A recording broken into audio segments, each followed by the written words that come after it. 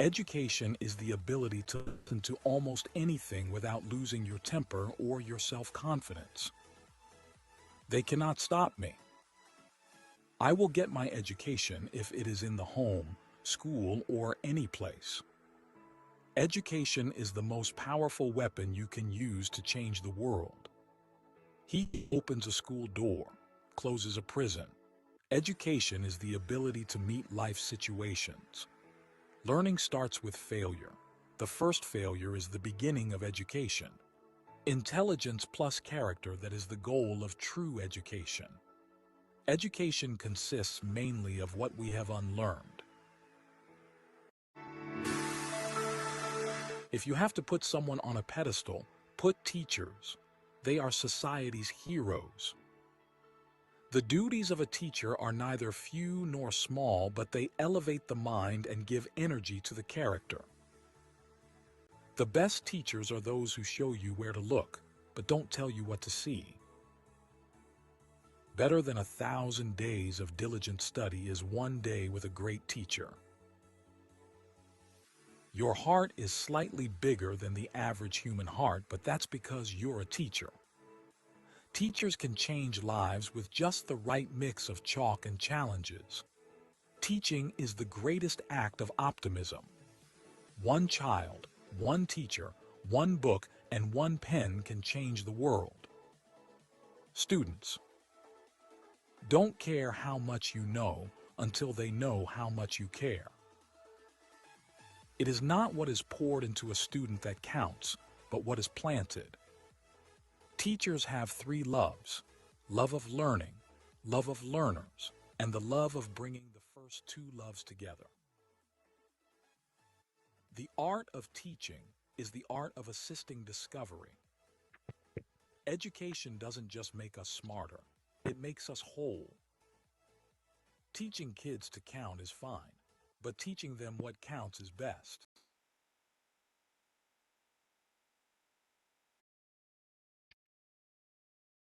Good evening, everybody.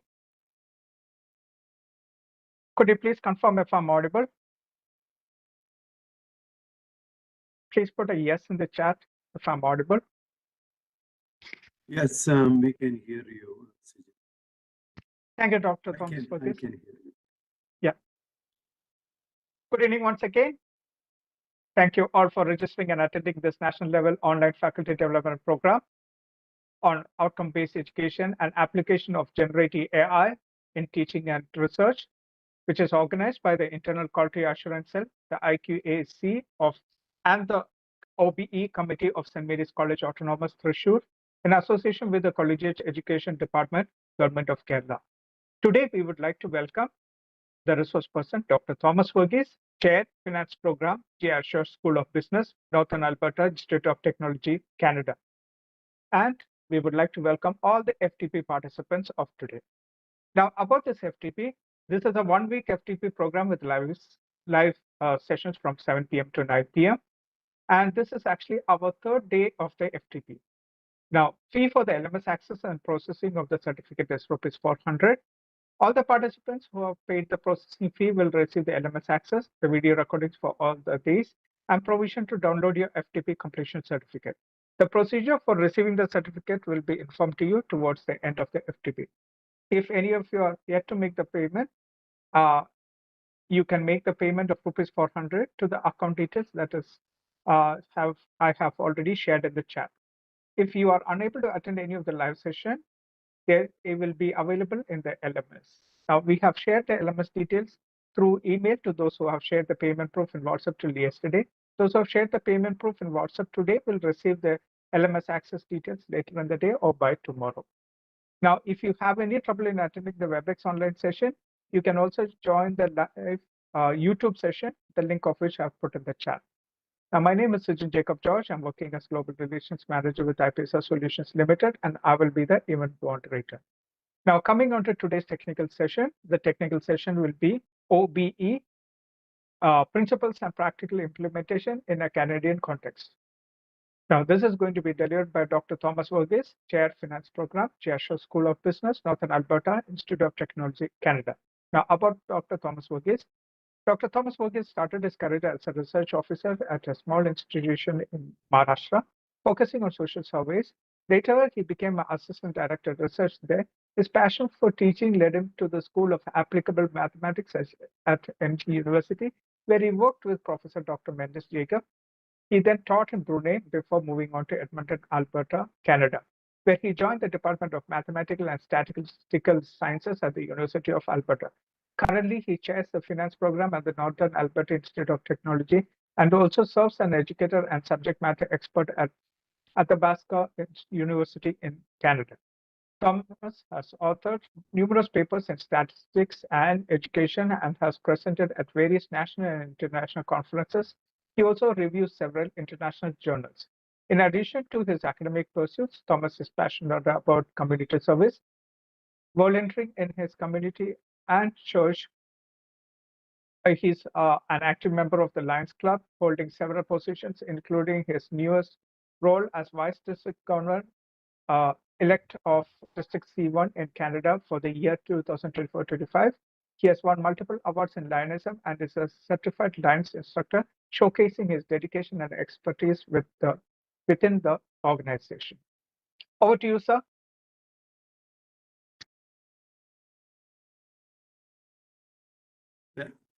Can you hear me? Yes, yes, sir. Okay, thank you. Thank you, 𝐂𝐨𝐥𝐥, for that wonderful introduction. And welcome everyone to the third day of this national level faculty development program.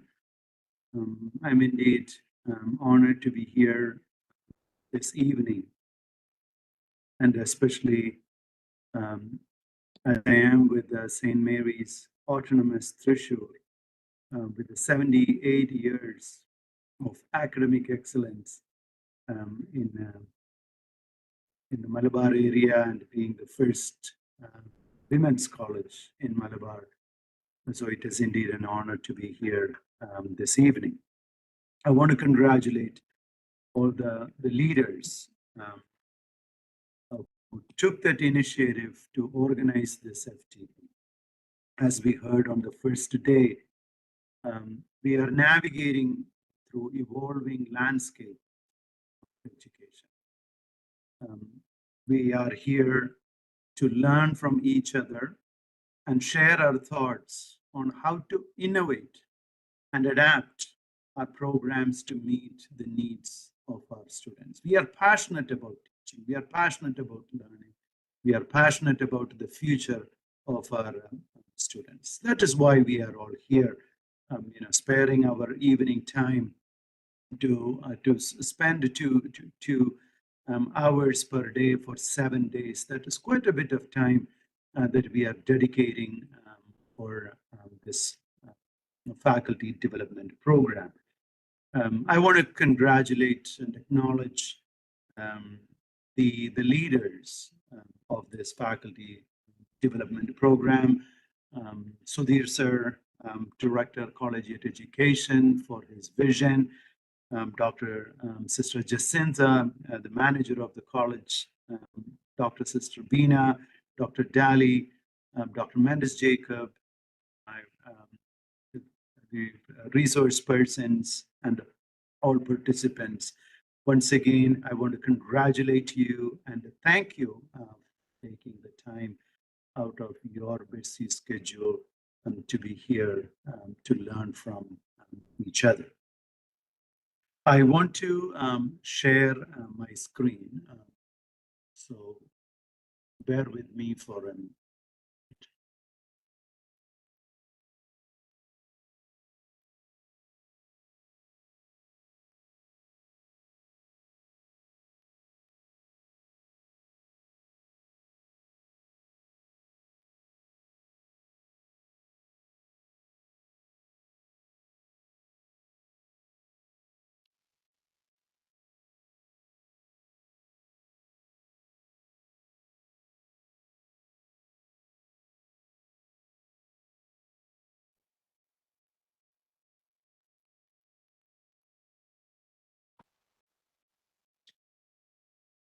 Can you see my screen? Yes. You can see Okay, OBE. excellent. Yeah, so this screen is there. Okay, thank you very much. So I have titled the session as Outcomes-Based Education, Principles and Practical Implementation in a Canadian Context. So for the last 2 days, you had been immersed with the different aspects of outcomes-based education. So today's session is going to be a recap of what we did. But we are not going to stop there, right? You have decided to attend this session because you want to implement, you want to innovate, you want to adapt your program to meet the needs of the students. So what I would like to do this evening is I will share some of the principles which you already know, which you have already heard. This is going to be a recap. At the same time, I'm also going to give you some lessons that I have learned from the implementation perspective. So I was, working in the institute that I am in currently. We did go through this process. So I just wanted to share some of the insights, some of the experiences that I do have. So this may help you because outcomes-based education, the principles and the implementation process is more or less the same around the world. So I will share some of my thoughts, some of my experiences, and I'm hopeful that this is going to be helpful as you navigate through this evolving landscape of education. So for better bandwidth, I'm just going to turn on my camera so that therefore you will have a better bandwidth and you can hear me clearly. So and then I will move on to the next slide.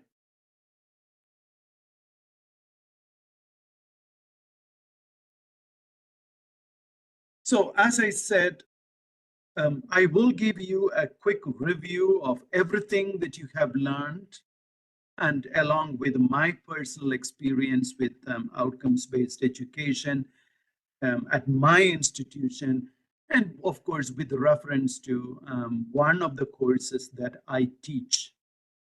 So I'm sure that this review is going to be beneficial for you. So this is the agenda that I have planned. So I'll give you a brief introduction, and then I strongly believe that it is important to understand the history behind outcome-based education. Why did this even happen, and why is this movement?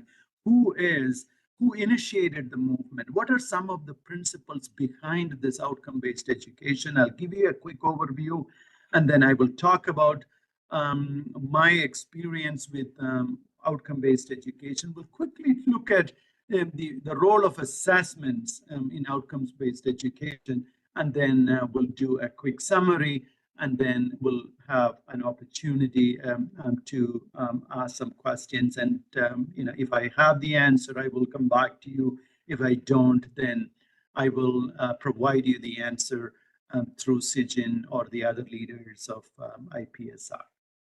So if you can see that in this image, I have, you can see the components of outcome-based education. What we see here in this image are the components of outcome-based education: clarity of focus, designing down, high expectation, expanded opportunity. I hope you remember, or it is still fresh in your memory, which you have already covered this. So clarity of focus is clarity of focus is so important because you have to have clarity on what is expected from students in each program, subjects, courses, or even the chapter or module. Why is it so important? Because it creates the right expectation and provides that right direction to the teaching and learning process. In the outcomes-based education approach, the faculty defines a specific outcomes. This gives a strong sense of purpose to all the teaching and learning process. So the outcomes are defined earlier.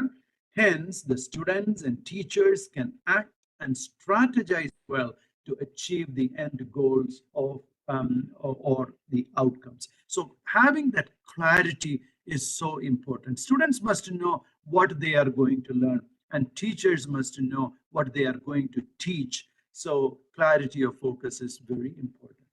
The second component here I have listed is designing down and delivering up. Now, what do I mean by designing down? When formulating a curriculum, educators starts with outcomes and work backwards. By now, you are very much familiar with that. You need to know what the exit outcomes are. I will come back to exit outcomes later on. So have that exit outcomes in mind and then work backwards when you plan the instructions, when you plan the assessments. So designing down is important. So the curriculum has to be designed with the clear definitions, outlining the expected outcomes, which will pave a way to achieve the expanded opportunity of students' performance. And high expectation, you keep the bar up.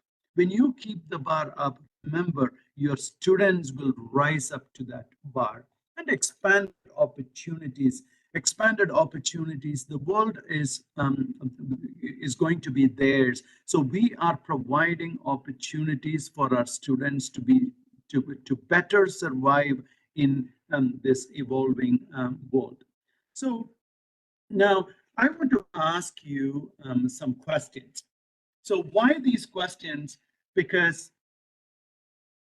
we need to know why I'm asking these questions, because what do we want for our students?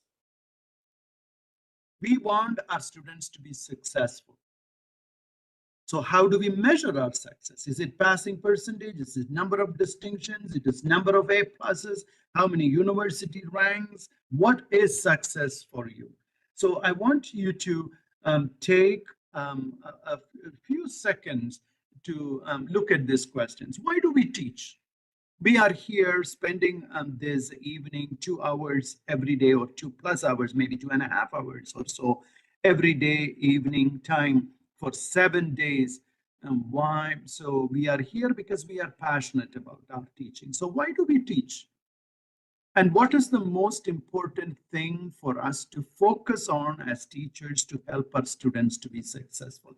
I don't want you to have the answer to my questions. I really want you to think through, because your answer to these questions is going to pave the way for this session. How do we plan what to teach? Do you make sure students are really involved in their learning? How do you decide what students need to know and be able to do by the end of the program? Or are you just teaching to a list of topics? You know, you are given a list of topics, you teach that, or are you doing something differently? How do you make sure your students are learning what they need to? Again, coming back to my point, are you just teaching a list of topics? Are the topics that you are teaching, is it easy to understand? Is it easy to measure? And when you give students feedback on their work, how does it help them to get better, both in school and, of course, we are preparing them to a world outside our campuses, our classrooms. So are they going to be successful in the real world? How does your teaching, your engagement, the teaching and learning process in your classroom, how does it help them get better in school and outside the school? When you think about what school will be like in the future, what do you think needs to change to make sure the students and the society are both doing well? you know, just at the start of this session, there were some quotations going through. I'm sure that you were all paying attention to those awesome, wonderful quotations. So in all, the message in all those quotations is that, are we preparing our students the right way so that they will meet the requirements of the future? They will meet the requirements of the world outside our classroom, and are we preparing them to be successful? So when we think about success, as I said earlier, many a time success for sometimes for us is how many university ranks did we get from the college, how many A pluses or how many distinctions and so on. Is that what success means to us? So if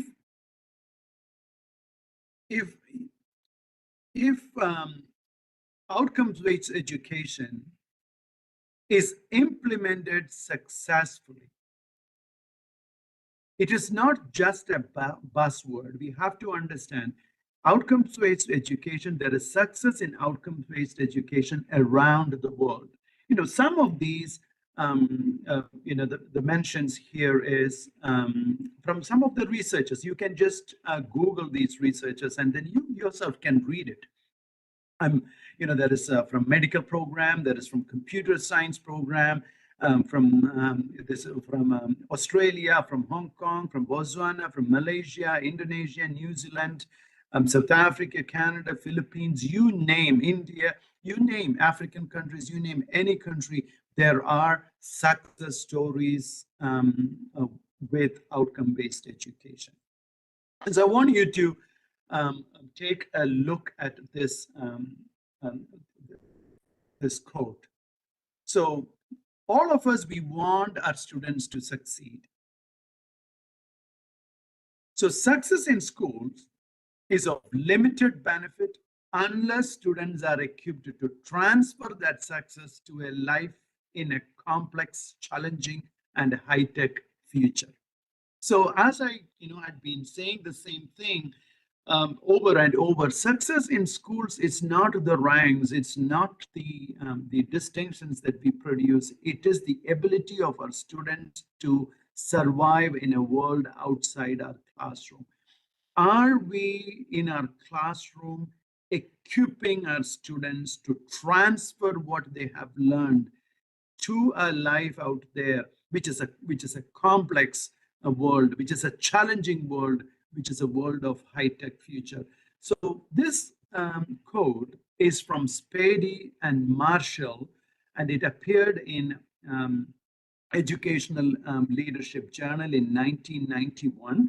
And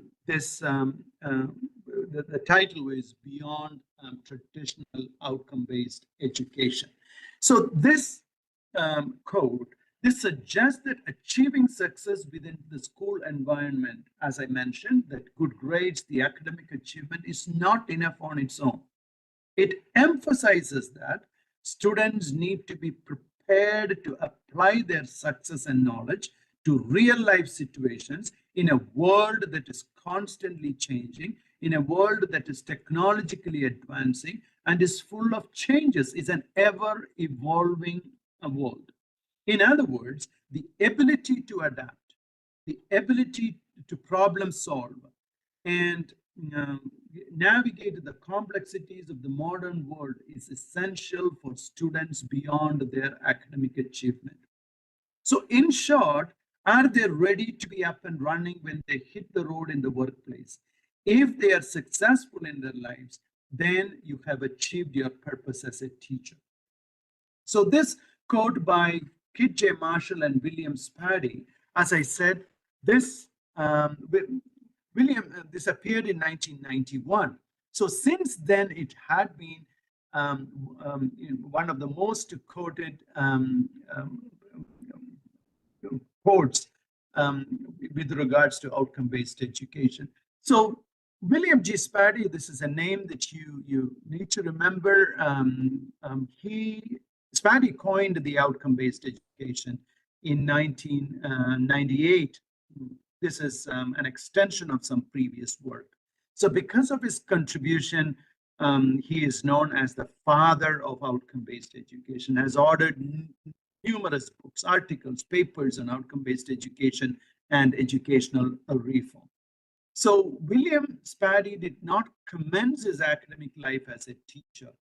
He was a sociologist. He was lecturing at Harvard University and, of course, in Ontario Institute of Education between 1967 and 1973. So his ideas about outcome-based education developed during the 70s and 80s when he was working as an associate executive director of the American Association of School Administrators. So when he started working on making changes to education, he was worried about two main things. One is what is the future, what the future would be like for students, and how the schools are getting them ready for it. So looking back at the education system, the American education system, he thought that the system was too focused on itself, not enough on what the students really needed to learn for the future. So he believed that the people running the system were stuck in their old ways of thinking and weren't looking ahead to what that could be better. So his basic conclusion was that the American education was very edu-centric. That means its operation and the thinking of those who guided it and worked in it were driven primarily by what was and always had been, rather than what could and should be. So in simple terms, he believed that the system only pretended to care about students' learning and their successes in the modern world. I really want to reiterate that sentence, because it is many a times, I feel that even in our system, it is relevant even today, that we pretend that we care about our students' learning and their success in the modern world. He felt that the system talked about helping helping students, but it didn't really do enough to make sure they were prepared to the challenges of today's information-driven society. So what I am saying here is, can you see my screen? Your screen has gone off, sir. Yeah, now it's come back. Okay, I'm not sure what happened. Okay, sorry about that. It's good. So it is imperative to consistently adapt and innovate to meet our student needs. So moving on to the next slide. So outcome-based education is not a novel idea. It did not happen in 1991. I'm not sure what is happening. Yeah, somebody else's screen is someone else taking over?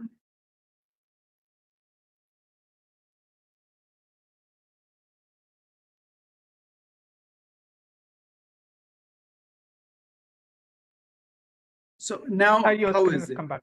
Yeah, your okay, screen so has come back. So please, Request you don't share your screen. Try not to share your screen, please, because it interrupts. Thank you. So outcome-based education is an educational approach focused on defining clear learning outcomes and aligning our instructional strategies to achieve those outcomes. In outcome-based education, the focus is setting clear learning goals. Now, when I say this, setting clear learning goals, with my experience, I will share the course that I teach and how the goals were set and so on. So my experience part is coming. I really want to emphasize on some of the basic concepts so that you can relate it to what I'm going to say later on. So in outcome-based education, the focus is on setting clear goals and making sure everything in this education, like what the students learn, what they are taught, how they are tested, all work smoothly to help students reach these goals.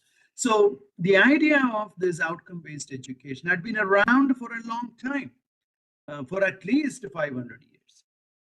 So yeah, as you can see, it's a case of baker at one end and also carpentry at the other end. And you may wonder, if it is not a new idea, then what is the difference? Or is there any difference at all? Yes, the outcomes-based education that we are talking about now, and also what is seen 500 years ago, both emphasize practical learning and skill development. Mastery of specific outcome, specific competencies or outcomes is in fact the central focus. And learning is often structured around real-world application and hands-on experience. The difference is that what we have right now, the outcome-based education, we place a stronger emphasis on aligning learning objectives with broader educational goals and standards. Previously, in 500 years, the focus was just being a baker. But right now, no matter which course you teach, you are aligning your learning objectives with broader educational goals and standards.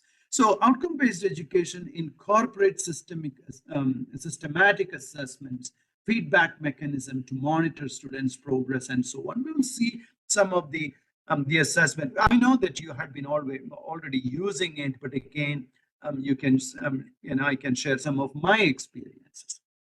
So yes, it started way back during the Middle Ages, but it is equally relevant. So what, natural question is, something that had been 500 years ago, then what is it really instigated or inspired for this new movement now? Something happened in 1957 that stirred the pot, to make it a little more interesting language. So evidence of lagging student achievement, calendar-defined educational model, and of course, increasing rate of unemployment. So in 1957, there's a historic landmark in outcome-based education. So in 1957, the Soviet Union launched the first star satellite Sputnik 1 into the orbit around the Earth.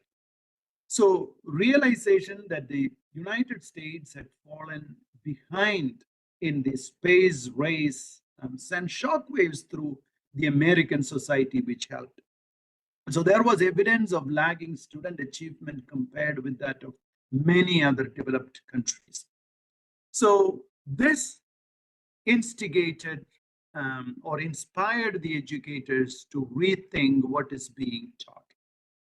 And the second one is evidence of lagging student achievement. When they compared, there was evidence of lagging student achievement compared with many developed countries. Again, that sent another shockwave across the system. Then calendar-defined educational model. So calendar-defined educational model. So teaching just the listed topics. So it emphasizes curriculum coverage over student learning. As you can see, here is a list of topics I took from mathematics. So introduction to equation, terminology of equation, linear equation. So as you can see, it is a list of topics.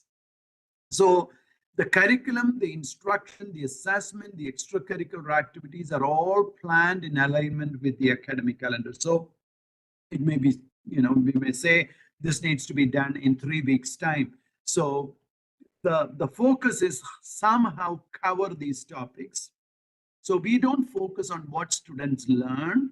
The focus is on just covering the topic. So that is calendar-defined educational model based on calendar, or the emphasis on finishing the topic, finishing the portion as planned by the calendar. And of course, increasing rate of unemployment. That is not a new thing, and it's all over the world. We are all facing that issues. So increasing rate of unemployment was also another shockwave that's sent to the American education system. So they decided to do, what can we do something different to help? What can we do something different to prepare our students to be successful outside the classroom? So the William Sparry coined the term outcome-based education, as I said earlier, in 1988. And this did not come out of vacuum. This is an extension of some of the previous work. But he did write a lot, propagated this a lot, hence he is known as the father of outcome-based education. So much of Sparry's early thinking about schooling was influenced by other famous educators. You know, Benjamin Bloom, you had been talking about Benjamin Bloom on the first day, right? So Benjamin Bloom, and along with Benjamin Bloom, Ralph Taylor, and then there are also others like Robert Major. Robert Major's Preparing Instructional Objectives, and then Block, Guskey, Masters in Events, about criterion-based assessment, competency-based education, which came out. So summary of everything that I said so far is that outcome-based education stemmed from and is rooted in efforts to address pedagogical concerns. So it did not happen out of vacuum. It is there is lots of theories, and it is stemmed out of several theories that had already been in place. So the term was first theorized in a 1988 article, again by William Sparry, and the title is Organizing for Results, the Basis of Authentic Restructuring and Reform. I like this quote here. It says, most educators know that it would make more sense to operate schools on basis of what students can actually do. But the demands of custody and administrative standardization make this deal almost unattainable. I helped to design, or I helped to develop the key concepts and framework of outcome-based education to address that problem. So in this article, William Sparry underscored that education system and our programs are organized primarily for student custody and administrative convenience. So he suggested that it would make more sense to operate schools on the basis of what students can actually do. Hence, he developed the key concepts and the framework of outcome-based education.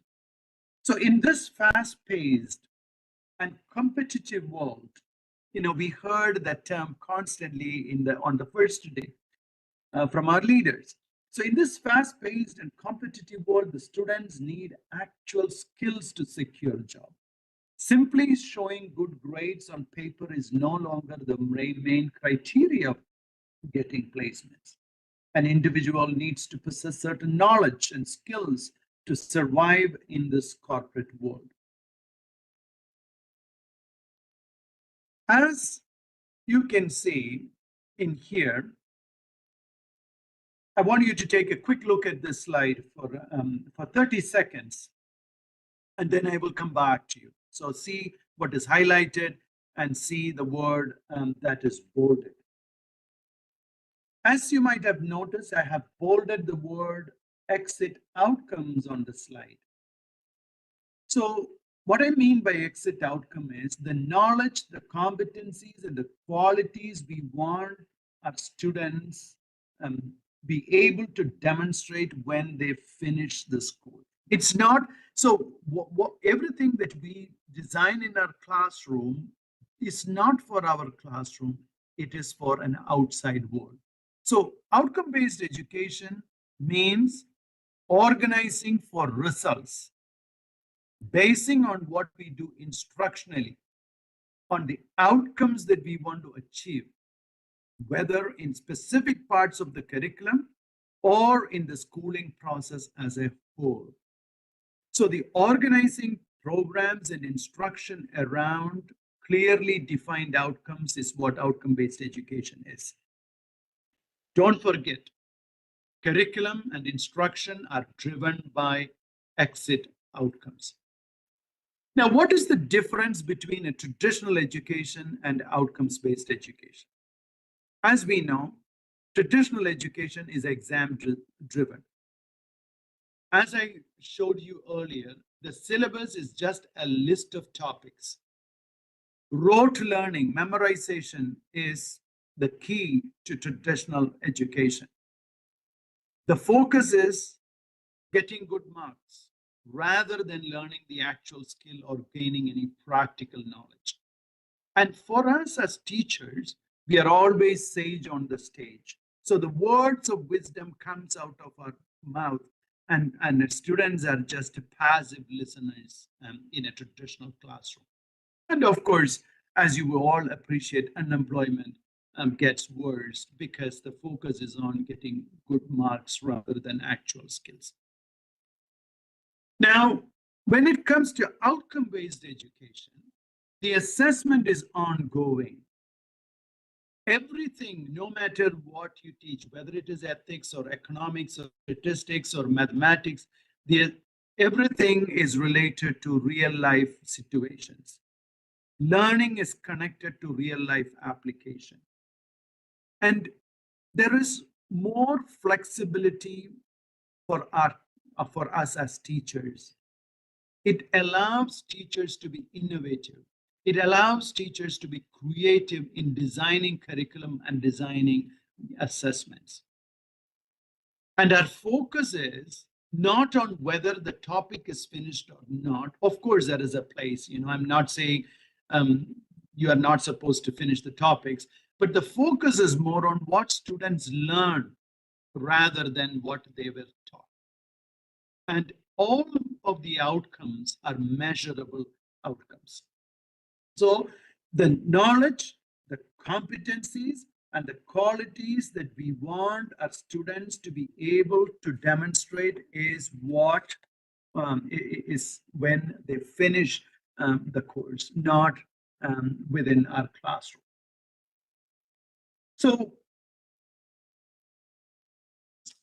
if the syllabus has a list of topics, you have already seen this. One is about statistics syllabus. I decided to take statistics syllabus because I will be talking about statistics later on. So take a look at this. It just lists the topics, right? Definition of probability, classical, relative frequency approach, random experiment, trial, definition of discrete random variable, continuous univariate distribution, Laplace, exponential, chi, and so on. Look at the list of the topics here. The same thing with the mathematics, again, solving equations by squaring on both sides, changing the subject of a formula, and so on. So this is when we have the traditional education. But when outcome-based education, we are not sage on the stage. We are their guide by their side. So students are active learners there. Rote learning or rote memorization is not the focus. The focus is on outputs, what they can achieve.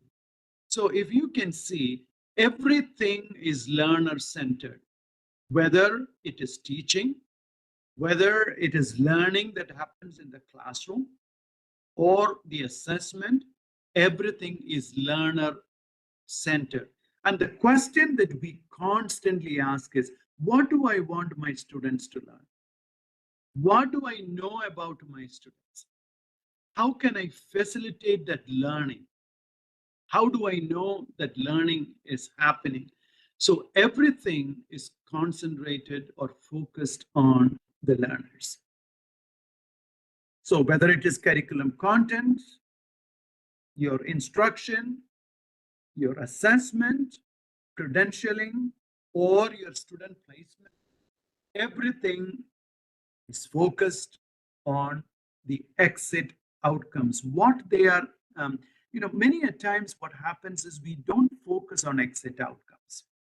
What I mean by exit outcomes is what they can do after they go out of our campus, what they are able to do in the real life with the education that you provide them. So that is what I mean by exit outcomes. So everything that we do is designed backwards. So what is that you want them to do? And does it align with the vision and mission of our college, our institution, our university? Then comes the program objectives, the program outcomes, the graduate attributes, then relating to course outcomes, and so on. So it is not from course going upwards. Please note that it is not from course going upwards. It is what you want to your students to achieve. How does it align with the mission and vision of your institution? And then from that is why we call it as design backwards. So learning outcomes, you already know what learning outcomes is because I'm more focusing on this. You heard from Dr. Sunil Job, sir. So things we can do because of learning. It's a target to meet. So course outcomes declare the intention of a course, outlining what they will be able to do upon successful completion of our program. So let's take a look at this one. By the end of this course, students will have added to their understanding of the complete research process. So in this case, as you can see, the learning outcome should use specific language and should clearly indicate the expectation for students' performance. So vague outcome by the end of this course, it's basically a vague outcome, as you know, right? As by the end of this course, students will have added to their understanding of the complete research process. It's not, there's no clarity in there. So how can we revise it? So be more specific, describe the research process, evaluate critically and the quality of research by others, formulate research questions, interpret research findings, and so on. So again, it's another example here. By the end of the course, students will have a deeper appreciation. So what is appreciation? Appreciation doesn't tell you what exactly, it's not a clear, measurable outcome. So in that case, what we do is we have to be more specific and identify and describe the major literary movements of the 20th century, perform close readings of literary text. So be more specific, measurable outcomes. So why did I say all these things? Because we are all on the same page so that you can, I can share some of my experiences and how we implemented outcome-based education in our institute. So I teach in this institution. It is Northern Alberta Institute of Technology. This is based in Edmonton, Canada. So there are 7 schools in our institution. It is our institution is a leader in technical training and applied education. So in our institution, the students can earn degrees, they can earn diplomas, certificates in the fields of business, engineering, technology, health sciences, and so on. So everything NAIT does is focused on giving students the skills needed to build a strong future. So every course that we design, every program that we design, every course that we design is helping our students prepare for the future. We have small class sizes, and our commitment is on hands-on practical education.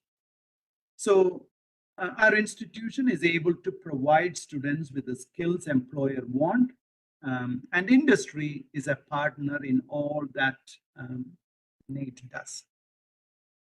So we have approximately 120 credit programs. When I say credit program, it is diploma, degree, applied degrees, and so on, certificates, and so on. So as of 2023, we had approximately 15,700 students enrolled in the credit program, 7,000 apprenticeship students in apprentice training, then 12,000 plus students in non-credit courses, and then 20,000 students registered for customized corporate-based training. So why did I give you this background? The reason is we are relevant and responsive to the needs of our state or our province or the industry. So there are 7 schools in this 𝐺𝐴𝐴 School of Business, School of Construction and Building Sciences, School of Energy and Natural Resources, School of Health and Life Sciences, School of Manufacturing and Automation, and School of Media, Information and Technology, School of Transportation, School of Business, and so on.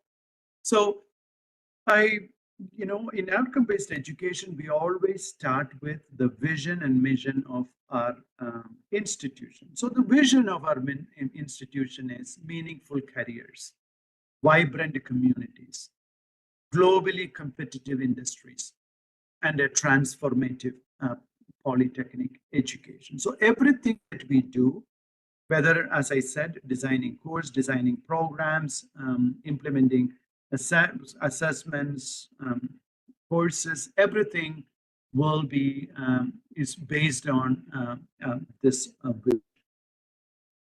So the promise of NAIT's vision, promises, and values, again, we are leaders in experiential learning with an unmatched connection to industry.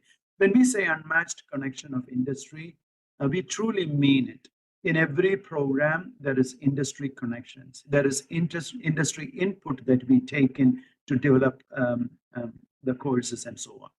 And then we develop student competencies by applying knowledge to practice in real-world challenges. So it can be case studies, it can be case challenges, case competitions, and national level competitions, international level competitions, and within school competitions, and so on. And technology focus in teaching and business. Everything that we do is technology focused. And our staff are industry experts with a passion for their chosen fields. In most, except for a very few people,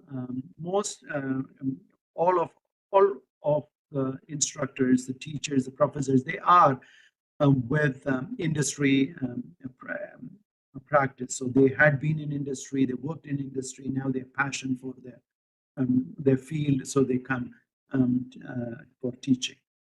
And we use a polytechnic approach to higher education. So meaningful careers for our learners. That is what I, in summary, polytechnic approach means passion that leads to meaningful careers for our learners. And we intensely focus on creating a prosperous Alberta and, of course, thriving Albertans.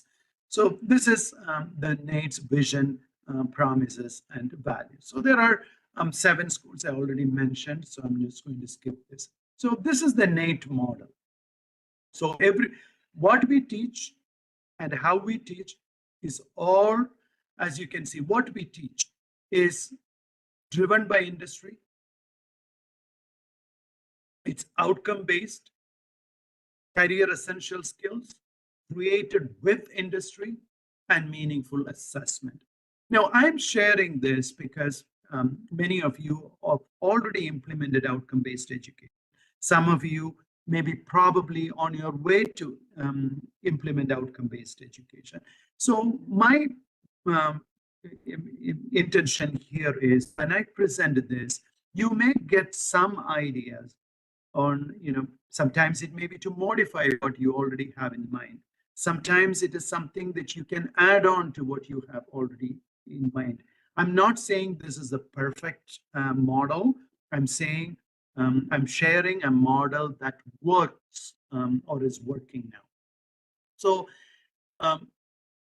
as you can see, our curriculum is created through consultation with industry and reflects best practices with emerging best practice. So even if it is ethics or communication or business calculus or business statistics or an econometrics course, so the curriculum is designed based on industry needs. So created through consultation with industry. What we teach what is required for graduates to be successful on day one in the workplace and ensure they have skills necessary to build a successful career. Many a times I have heard from industry saying the students who come from our institution, they don't need any extra training or extra practice. From day one, they are ready to take up the job. So our curriculum meets the immediate and future needs of the industries we serve. So what did I mean by driven by industry needs? So the curriculum, we develop curriculum that is relevant to the needs of industry and anticipates and responds to industry changes. So how is it done? We have what is called a program advisory committee. So in program advisory committee, we have industry representatives from different areas. So as I am the chair of the finance program, we do have representatives from NGOs, from in the program advisory committee, from government, non-government organizations, different banks, all other financial institutions. So there is a variety of representatives. So we get input from them, and the curriculum is based on that. And outcome-based, outcome of learning is directly linked to what the students will be required. And career essential skills, communication, collaboration, professionalism, problem solving, career awareness, these are all developed through the programs and created with industry. We bring industry together with instructors to determine what we need. And of course, meaningful assessment. So the assessment is, are they ready to, it can be based on case studies or, what we bring real life application into the classroom. So how do we teach? There are two forms of expertise that lead to instructional success. First, our instructors have subject matter experts, and then we hire from industry. Our instructors remain current and understand best practices and emerging best practices. Second, our instructors have teaching expertise. Our instructors take instructional training courses. So the result is that NAIT instructors know their industry, they know how to teach industry relevant curriculum. So taught by experts, our instructors have relevant, current, and practical industry experience. And hands-on learning, whether in the classroom, online environment, shops, labs, work placements, or through simulation, NAIT students learn by doing what they will be doing in the workplace. And industry relevant technology. So use industry technology relevant to help students learn. And evidence-based practices. NAIT teaches its instructors how to teach so they can translate their industry experience onto sound instructional practices. And instructors are professionals who engage in ongoing learning about industry and professional practice. So the school that I am in is J.R. Shaw School of Business. So initially I talked about the institution as a whole. Then I talked about the model that we are using. Now we are coming to the school that I am in. So This is our vision. At the JR School of Business, our dynamic programs are designed to help you with the skills. With the skills, knowledge, and hands-on experience for success in today's rapidly evolving business landscape. Whether you are aspiring to become an entrepreneur, strategic marketer, financial expert, organizational leader, the School of Business provides a diverse range of cutting-edge programs tailored to meet your ambitions. So as you can see, we do have several programs: accounting and analytics, entrepreneurship and innovation, finance, general business studies, hospitality management, human resource management, general management, marketing, supply chain management, technology management, leadership.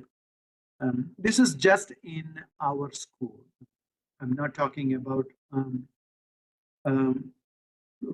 Bachelor of Business Administration, diploma, certificate, Bachelor of Technology, and so on. So my OBE experience. So we, industry, faculty, students, alumni, leadership, they come together and brainstorm. They identify concepts and skills graduates need to know and the issues they will face. Identify course outcomes. Then they deconstruct the existing courses to rebuild them. Align teaching and learning assessment with OBE.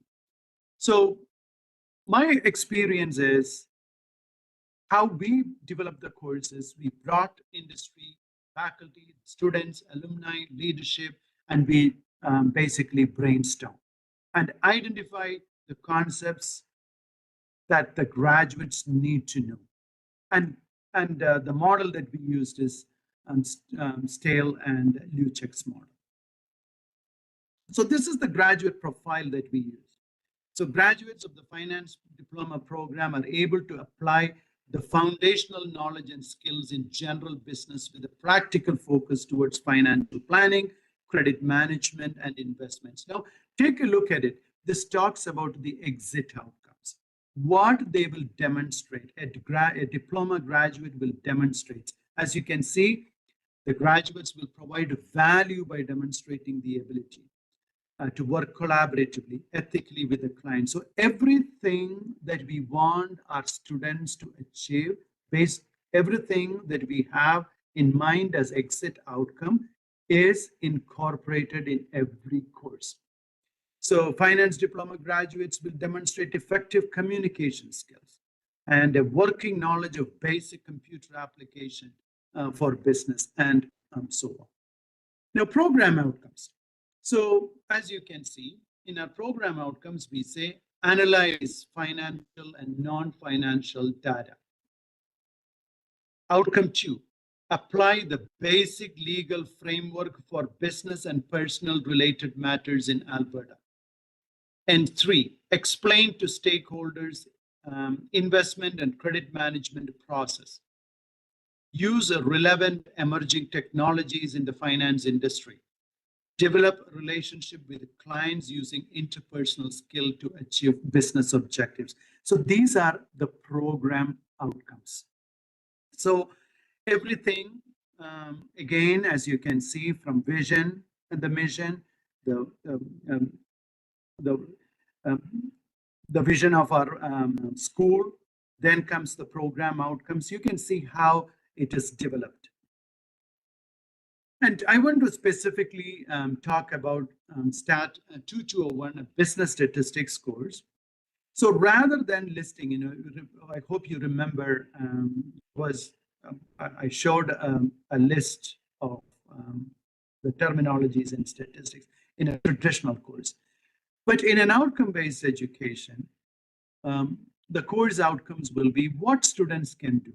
They can evaluate business information using descriptive statistics and graphical methods to solve probability problems and problems based on specific probability distributions.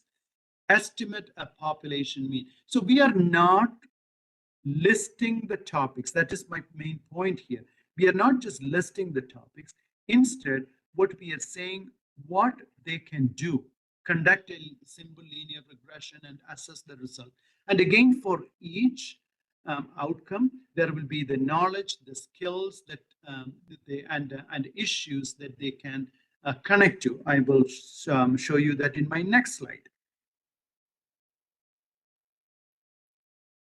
So evaluate business information using descriptive statistics and graphical methods. So this is the general outcome. So in that general outcome, the knowledge, the skills, and issues that we expect of them is use graphs, charts, numerical summary, measures, statistical terms to analyze and interpret business data. Interpret data types and their limitations for data analysis. Use MS Excel to summarize qualitative and quantitative data using tables and graphs. Calculate appropriate measures of central tendency for qualitative and quantitative data. Calculate and interpret measures of variability and shape for quantitative data. So as you can see, these are the knowledge, the skills, and the issues associated with each outcome. Now, moving on to the next one, solve probability problems and problems based on specific probability distribution. So we are providing the knowledge, skills, the additional information for students to know what they are expected of this particular outcome. Describe and identify various types of events in probability. Describe and identify. Again, as you can see, an action verb. Use probability terms and concepts to describe randomness. Use properties of random variables and probability distribution to solve business decision problems. So even before the student register in a course, when they download the course outline, they know exactly what is expected of them, which helps them to be prepared for the class. Again, continuing, when it comes to calculate the minimum sample size, construct and interpret a confidence interval, and so on. I do have several more, which maybe I'm talking about this. I'll just skip these two slides.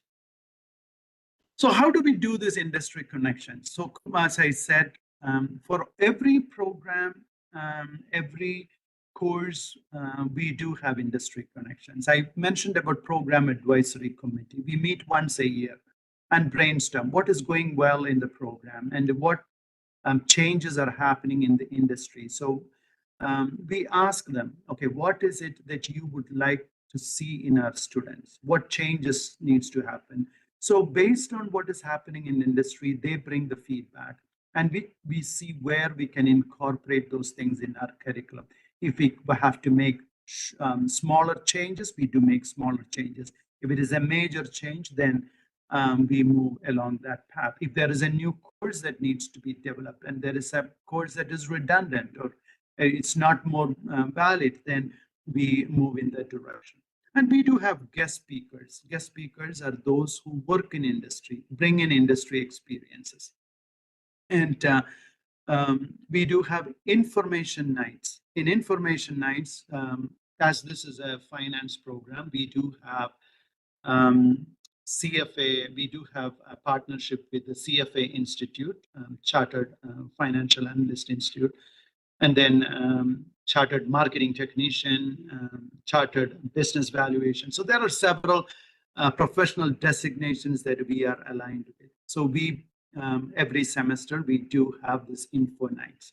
What we do is we bring in this industry people who are working as CFAs, who are working as financial planners, who are working as marketing technicians, and they share to our students what exactly happens in their day-to-day work.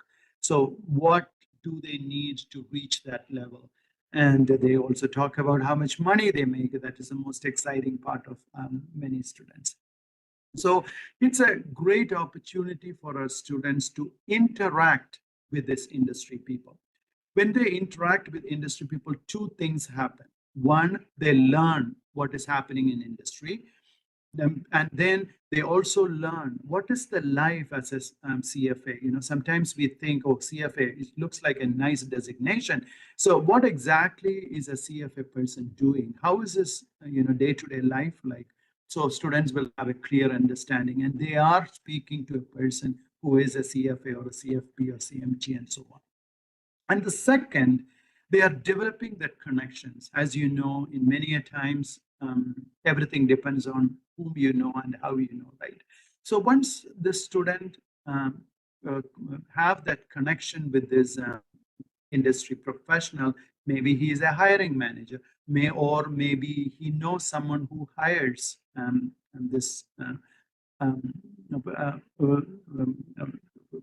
hires these students. So that connection will help them to get the first entry to the industry, to that job. Because our program is a finance program, we do have Financial Literacy Week. So this is a free event. If anybody is interested, I can even send you the link. This is a free event, but the timing may not be very good because it is 4 p.m. to 6 p.m.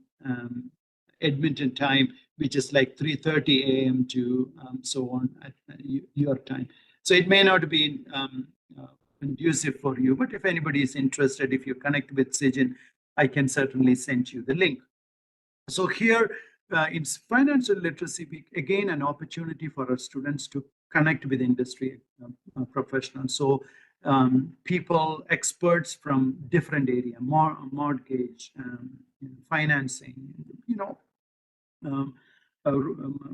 retirement planning, and so on. So we have people from all different walks coming in, experts coming in and sharing crash courses, 45 minutes, short courses, very active courses, and students learn. Again, an opportunity for students to learn about what is happening in industry, what is important, and again, an opportunity to connect with the speaker.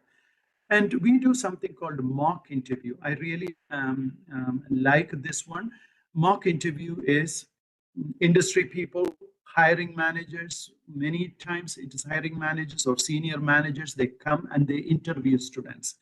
This is a mock interview. The students come with their resume. They have to send their resume before we will look at the resume, and then they come in and the interview is created in like a real setting.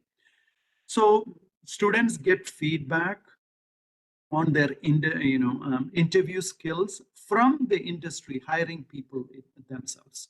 So it helps them to improve. Sometimes students even get hired for part-time jobs and so on through these mock interviews. Every year we do a mock interview. Finance Speaker Series. Every month, again, another opportunity for students to connect with industry. Every month we do have an online session where industry experts come and speak about the changes that are happening in industries. Then there is alumni services and institutional research. Institutional research, they see, okay, so many graduates came out this year. In 6 months, did they get a job? 3 months, did they get a job? What are they doing after a year, and so on? Institutional research. Now, why did I list all these things? In outcome-based education, the focus is on practical learning skills. So practical learning skills can only be achieved if you have strong industry connections. Again, as I said, this is my experience, right? This is my experience. This is what we do. Some of you may not even find value in it. That is totally understandable. But I am sharing with something that really work in our area. So with all these things that we do, as you can see, graduate placement survey, only 10% were seeking employment. Overall employment, 90%. 100% employment was reported in 28 out of 85 programs. Additional 26 had 90% or better employment rate. Of all the graduate available for employment, 72% found a full-time job, 3% found a part-time job that was directly or somewhat directly related to the field, and so on. So again, this gives us an idea about how we are doing, and if there is anything that needs to be changed, we can change. So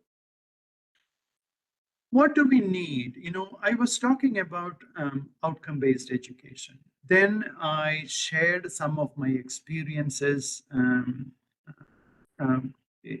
so what needs to happen if you are going to do a proper implementation of outcome-based education? What needs to happen? Number one, there must be a shift in the mindset. The leadership, the faculty, the students and staff, the mindset that needs to be changed. Many a times we are stuck in our old ways. Remember what Spady said, stuck in our old ways, in the old methods, right? So a shift in the mindset. Leadership must have that mindset. The faculty, because it's a lot of work for faculty, right? So that needs to mindset. And of course, students. In the past, the students, they wanted to be a passive learner. They want to sit quietly and then just listen to what the teacher is saying, the professor is saying. But when it comes to outcome-based education, it's more than students being a passive learners.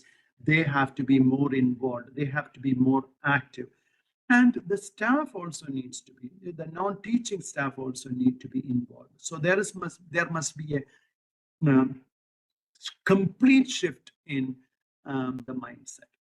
Then it requires an academic reorganization. Sometimes, if the existing academic structure is not conducive for outcome-based education, sometimes it may even require an academic restructuring or reorganization. Paradigm shift in teaching and learning and also the assessment. Because the teaching and learning in the past, as I mentioned a couple of times in this presentation, the teachers were always sage on the stage. They were just teaching, passing the information, and the students are passive learners. So that shift needs to happen not only in teaching, not only in teaching and learning, but also in assessments. So if you want to prepare your students, or if you want to restructure your program 100% based on outcome-based education, the assessment also needs to change. You cannot have outcome-based education where you are just giving multiple choice questions, where it is simple recall of knowledge, right? Where you are encouraging your students to memorize concepts. So the assessments need to change, and strict adherence to OBE principles at all levels.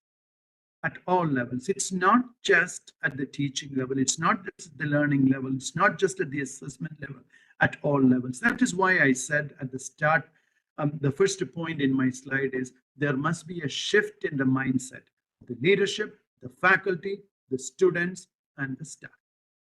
And then successful collaboration.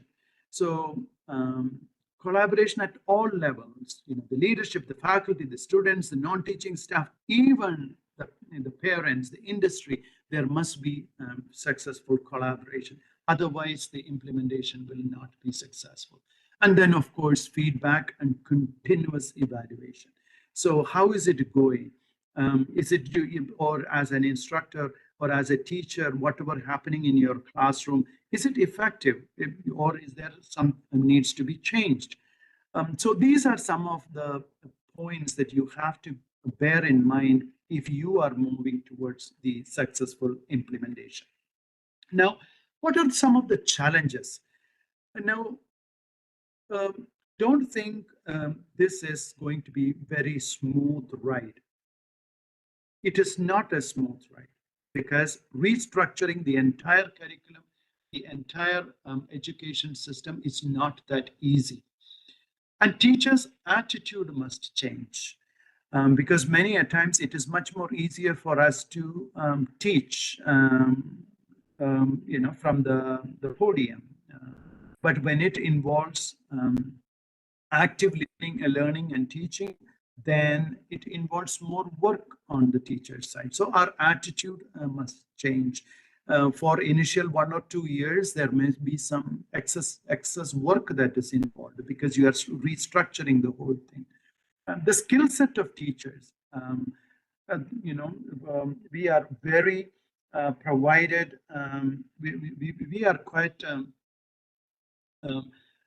accustomed to certain way of doing things, right? So we may not have that skill set.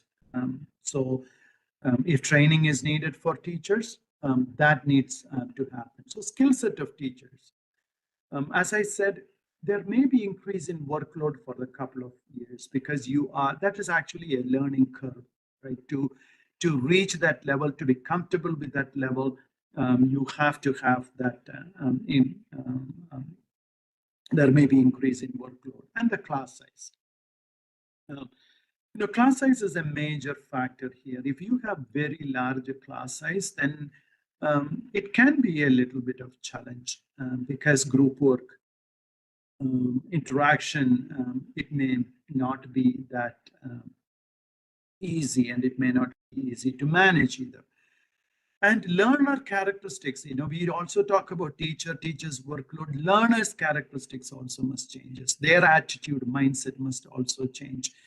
And then lack of administrative support. Sometimes, if the administrative the leadership is not in fully support, then that again creates another challenge. So I talked about what are some of the requirements of proper implementation. Then I also mentioned about some of the challenges that you can foresee if you are moving towards this. So sometimes we think outcome-based education is only for be a bachelor's degree or diploma and so on. It is even now, as you can see, this is a Canadian University Teachers Magazine. In 2021, there was an article saying we need outcome-based approach to doctoral education as well. So why did I say this? Because this movement is not going to stop. It is going to take over every area of education. So I congratulate the leadership of this this college in taking that lead to organize this and providing that that exposure to your instructors or to your teachers. So this is a three-legged stool. Curriculum, as I said, must be based on industry needs. Teaching and learning must be based on industry needs. So it needs to be there needs to be a complete revamp of teaching and learning using active teaching and learning strategies. And of course, the assessment also. The assessment also must change. So traditional assessment techniques, as you all know, multiple choice question test, true false test, short answers, essays, and so on. So in outcome-based education, the traditional assessment techniques will not work because we are testing students on what they are supposed to do. So non-traditional assessments or performance-based assessment or alternate assessment, authentic assessment, these are all the terms which are used interchangeably. So authentic assessment is one that requires the application of what students have learned to a new situation, and that demands judgment to determine what information and skills are relevant and how they should be used. And I know you are all experts in authentic assessment, but I just wanted to bring that aspect also. The term authentic assessment was first coined by Grant Wiggins. So the authentic assessment task replicate real-world challenges and standards of performance that experts or professionals typically face in the field. So when you give the assessments in your classroom, it must mimic what is happening out there in the industry. So authentic assessment is an effective measure of intellectual achievement or ability because it requires students to demonstrate their deep understanding, higher order thinking skill, and complex problem solving through the performance of exemplary tasks. So Authentic assessment is realistic. It requires judgment and innovation. It asks the students to do the subject. It replicates or simulates the workplace or in civic or personal life tests. And it assesses the student's ability to efficiently and effectively use the knowledge and skills to solve a complex task. Allows appropriate opportunity to rehearse, practice, consult resources, and get feedback on and refine performances and products. So some of the examples of authentic assessment, again, nursing provide a case study of a patient and ask students to assess and create a plan of care. For business, you can develop a business or marketing sales plan for an imaginary company in students' area of interest. In computer science, troubleshoot a problematic piece of code or develop a website and so on. So you can find tons of examples of authentic assessments. So how do you construct authentic assessment? Identify the outcomes that you want to assess. So now I hope you see the progression, right? We always go with the vision and the mission of the institution, then your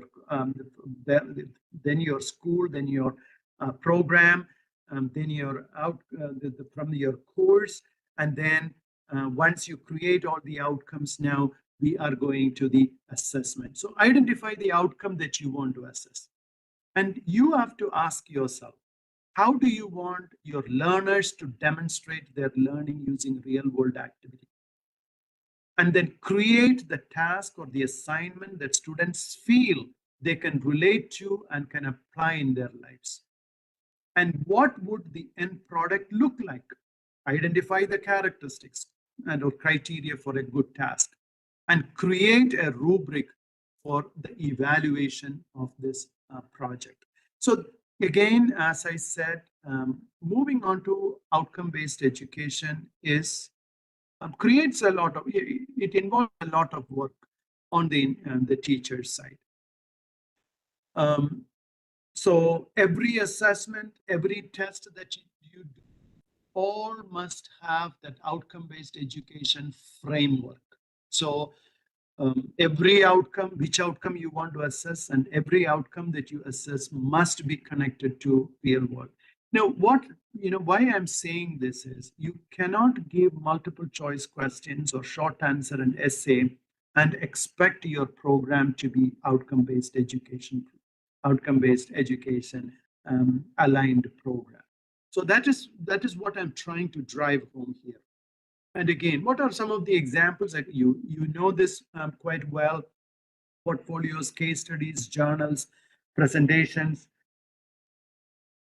poster presentation, research report, oral, interview, exhibition, creating flyer, composing a song, debating. To be honest, sky is the limit when it comes to the authentic assessments. So reflect on the concepts.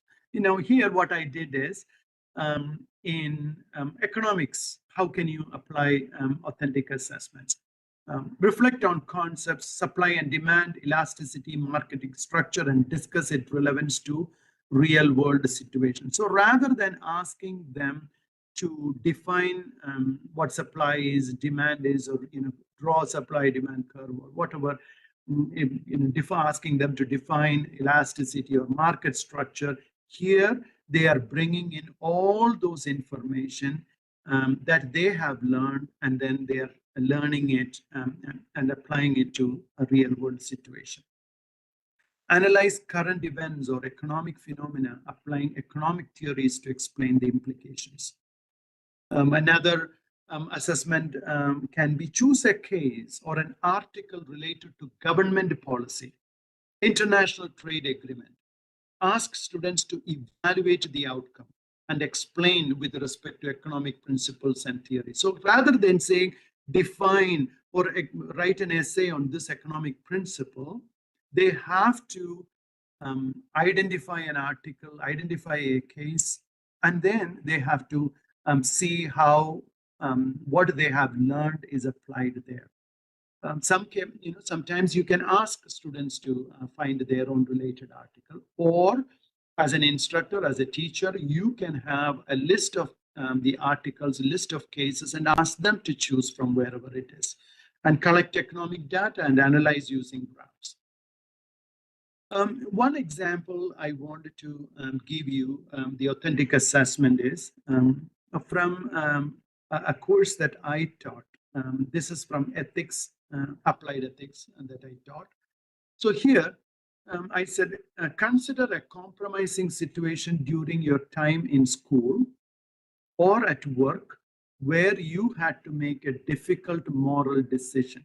So here, I'm not asking them to define ethics, morals, values, nothing of that sort. So, of course, this is all covered in chapter 1, but after chapter 1, I'm asking them to identify a compromising moral situation and then reflect on your thoughts and actions at that time. Remember, problem-solving skills, higher order thinking skills, communication, these are all career essential skills that we need to think about for our students. So students are getting the opportunity to present their thoughts. So communication, problem solving, all these career essential skills are being applied here. So reflect on your thoughts and course of action. Why did you think you took that course of action? Incorporate all that you have learned from chapter 1. So in chapter 1, there were lots of terminologies and also some moral development theories. So they had to use those this proper or appropriate terminology from chapter 1. So we don't want to hear their stories. So that's why specifically I said telling a story is not the point of this exercise, but tying your story and moral growth to chapter 1 concept is the exercise. And then it had to ground your essay on the diagram on page 11, expounding on each section of the flow chart, which should cover all other concepts in chapter 1. And they also had to include a moral development theory, 1 or 2. Which moral development theory do you think you follow? Your opinion alone is not the point of this exercise, but more so the analysis of your action based on chapter 1 concepts. So it is the key to receiving high mark on this assignment and late submission, APA, and all those stuff. So as you can see, rather than asking them to memorize all the moral development theories or the terminologies from ethics, we are asking them to come up with a moral situation from their life.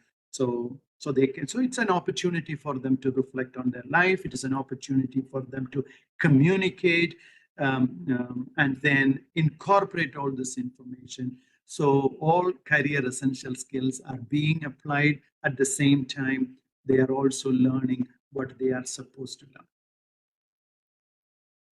Now, I can also give you an example from statistics. So create a hypothetical survey questionnaire with 3 qualitative variables. This is an introductory statistics course. So rather than asking them to define what is a discrete variable or a continuous variable or nominal variable, ordinal, and so on. So what we said is create a hypothetical survey questionnaire with 3 qualitative variables and 3 quantitative variables. And then we also gave them the conditions. The first variable must be a binary nominal variable with the codes 1 and 2. The second is an ordinal variable with numeric codes 1, 2, and 3. The third variable can be any nominal variable with 3 distinct values with assigned codes 1, 2, 3. Your fourth variable is a discrete variable, and the 5th and 6th are continuous variable. So they had to create 20 hypothetical responses to all these variables. All numbers should be whole numbers, no decimals, no fractions. Variable 4, the discrete variable, make sure you create a set of numbers such that range at least 10. The distribution must be clearly skewed. For continuous variable, there must be at least 5 classes and so on. So as I said, this is an introductory course, right? So in this introductory course, we are providing them all the criteria rather than asking them to memorize. We are giving them an opportunity to apply this. And this is what, when they go out as a statistician, create a survey, this is some of the things that they have to bear in mind. So we are giving them the practical experience. So as the authentic assessment aligns with the course outcome. Authentic assessment is indicative of the real world or on-job task. And authentic assessment involves giving students the opportunities to demonstrate their abilities in real-world context.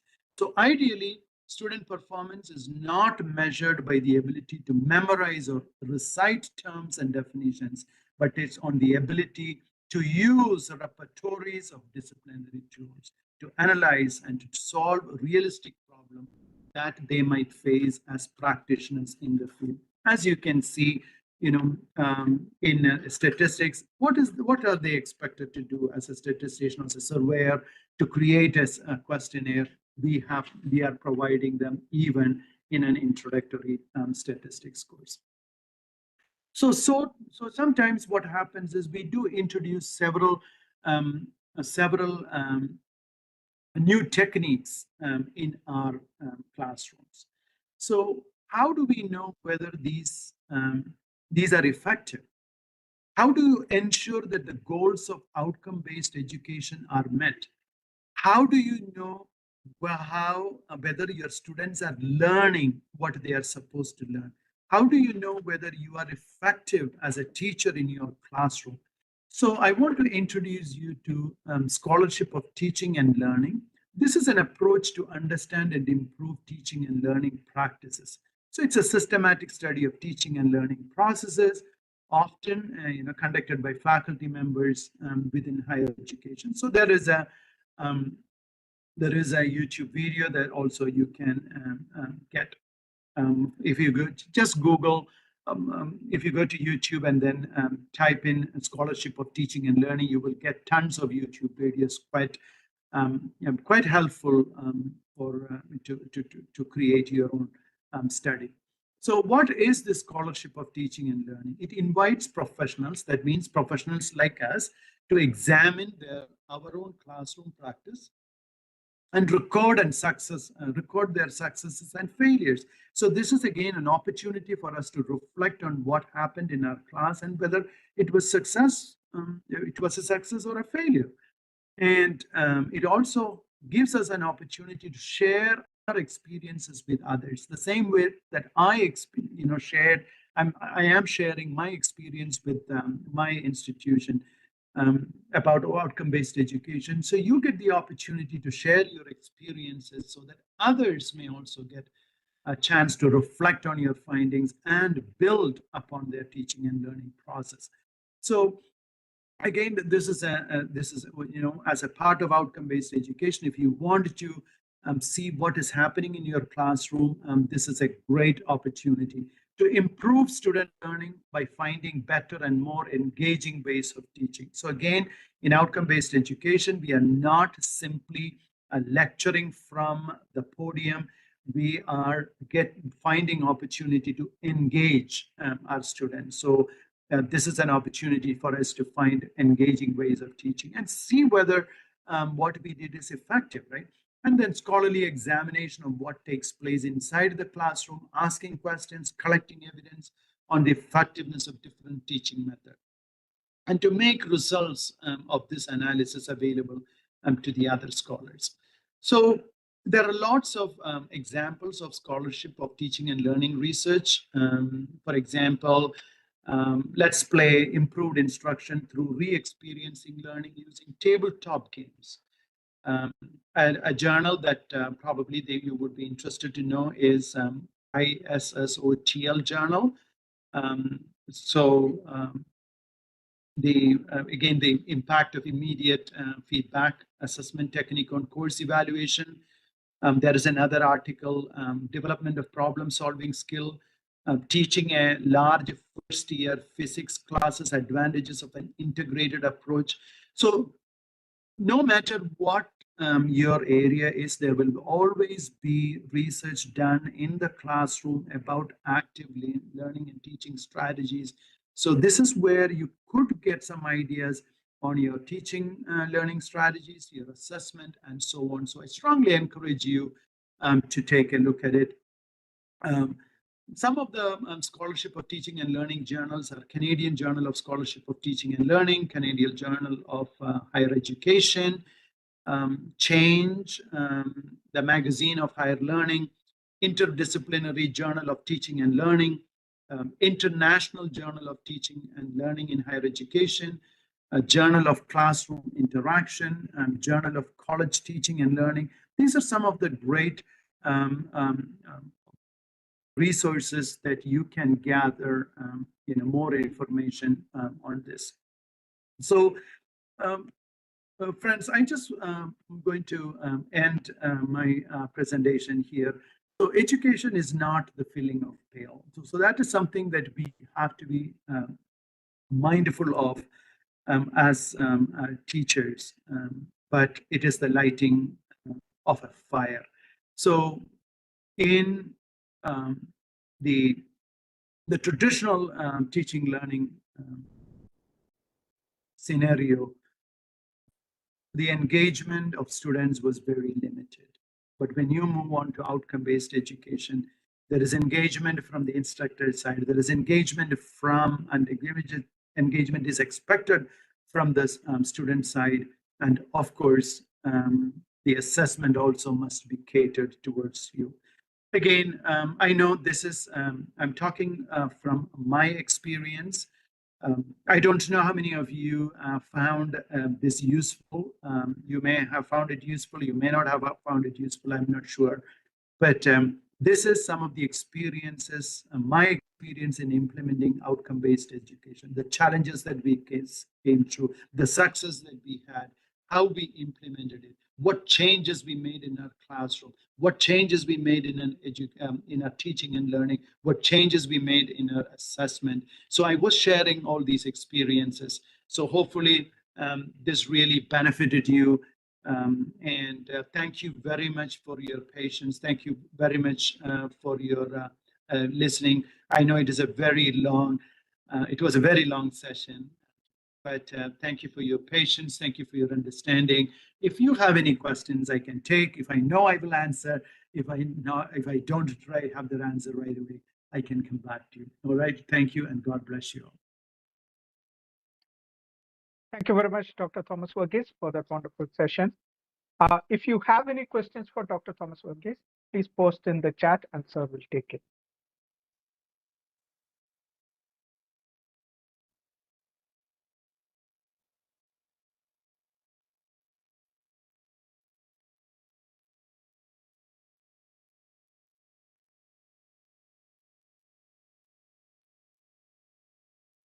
I'm Please trying to note find the chat. Okay. Yeah. Okay. Okay.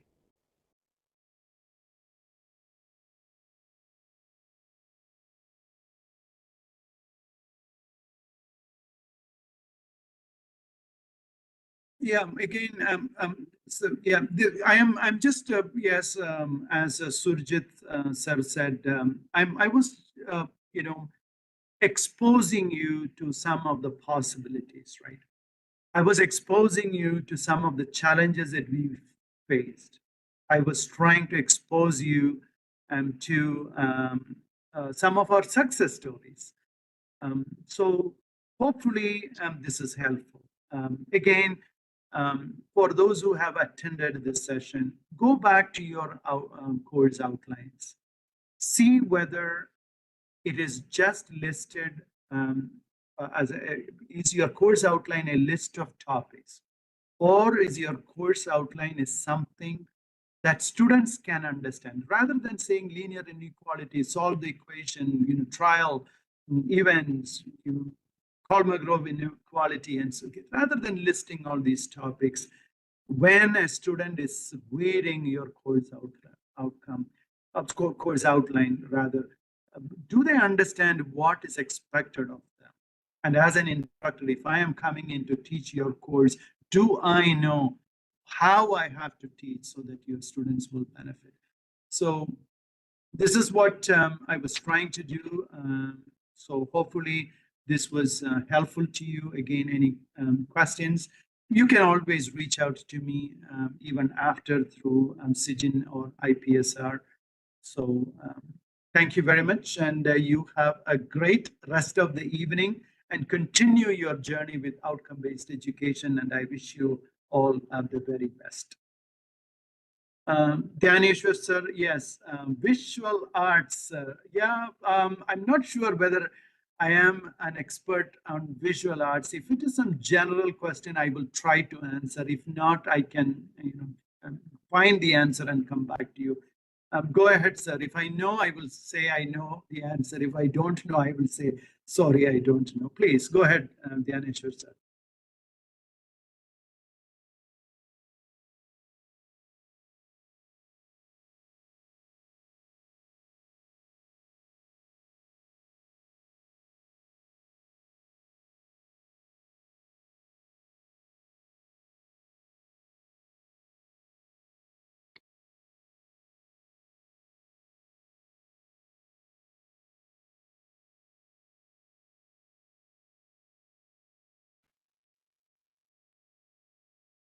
All right, thank you very much.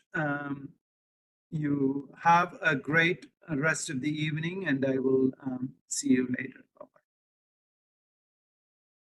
So there's one question on this. Yes. Which one? COs are based on unit or on whole syllabus? Dr. No, Ujjwala Patel. Okay, course outcome. So what is expected of your course? So first of all, we have to understand, that is why I said all courses are developed through consultation with the industry. So ask the industry what they need, and you develop the courses based on that. So they, what we did, I can tell you what we did, so it may probably help you. So what we did is we brought in industry and asked them, okay, we are planning to teach you a statistics course. What is expected of your your employees? Okay, number one, Excel skills. They need to know how to use Excel to do data analysis. So we write Excel. Number two, they need to know the difference between dispersion and what are the different dispersion techniques. Okay, we listed it out, that one. Then, okay, they need to know about linear regression. Okay, they need to know testing of hypothesis. So once we gathered all those topics, now we designed it. Okay, what is it that you want to have these course? So what are we expecting from this course? So we create that course outcomes. In that course outcomes, we have, okay, this needs to be done. Number one, number two, number three, number four. And then from each course outcome, what are the knowledge and skills that we are what are expected of our students? So that is how we list it. So gather the information from industry, list the topics. Now you as an expert, as an educator, you know how to formulate the outcomes. So everything is based on the feedback from the industry. So hopefully that answered your question. Authentic assessments.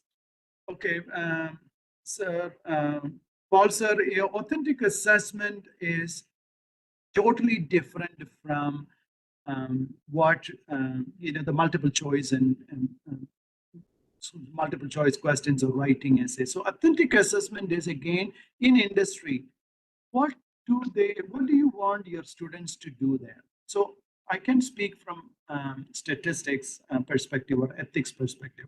So in statistics, we want the students to analyze data set.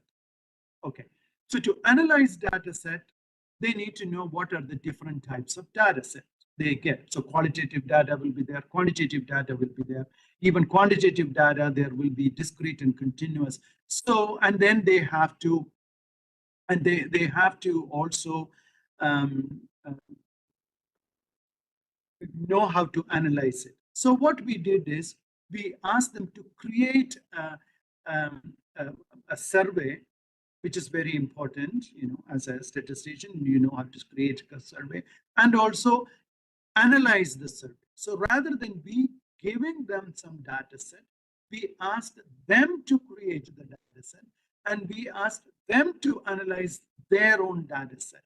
So this is what I meant by authentic assessment. What they are supposed to do there, we are giving them the opportunities. Okay, hopefully that helps. For theory and laboratory, we need separate course outcomes. Yeah, very good question. So for theory and lab, do you have two separate courses or is it incorporated in it? For example, in our course, we don't have a separate Excel component.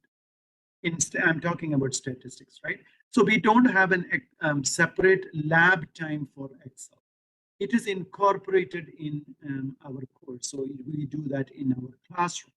So in that case, what we do is, because it is not two separate courses, everything is incorporated in the course outline itself. In your case, Ujjwala madam, if you are having both theory and lab as two separate courses, then you have to have separate course outcomes. If you have a theory and it is all, and the lab portion is incorporated in it, then you can create the course outcomes reflecting that. Okay. Oh, so separate lab. If it is separate lab, that means it is probably separate course, right? Then you have to have two different course outlines to be more effective. Otherwise, students will not know. Don't forget, the intention for our course outlines, the course outcomes, and everything that we do is for our students to have a clear understanding of what they are expected to learn. So in that case, if you are having two separate courses, I would say two separate course outlines and course outcomes for both those courses. Okay.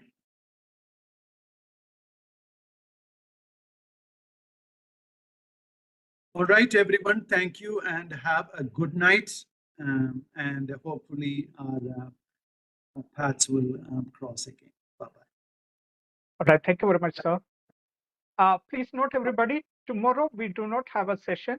The next session is going to be on Monday, and the topic is going to be on underlying threats of OBE and generative AI in teaching. And that's going to be delivered by Dr. Suresh Namboothiri. Please join in on Monday at 7 p.m. Till then, have a pleasant evening and a good weekend. Thank you, everybody.